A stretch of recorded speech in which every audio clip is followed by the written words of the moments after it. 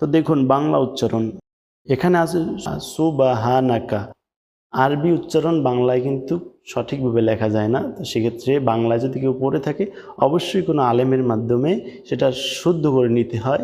তো আমি কিভাবে বলতেছি, আপনারা যারা আরবি পারবেন না বাংলা থেকে পড়বেন, আমার এই বলাটার দিকে অবশ্যই ভালো করে লক্ষ্য করবেন। দেখুন এখানে আছে সুবহানাকা, সম্পূর্ণ ভুল, বলতে হবে সুবহানাকা,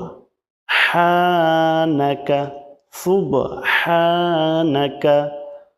হা এখানে হয় আকার, হা বলা যাবে না, বলতে হবে হা। সুব, সুবা বলা যাবে না, বলতে হবে সুব হানাকা।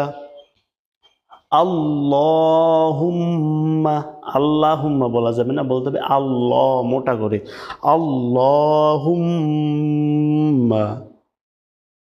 ওয়া বিহামদিকা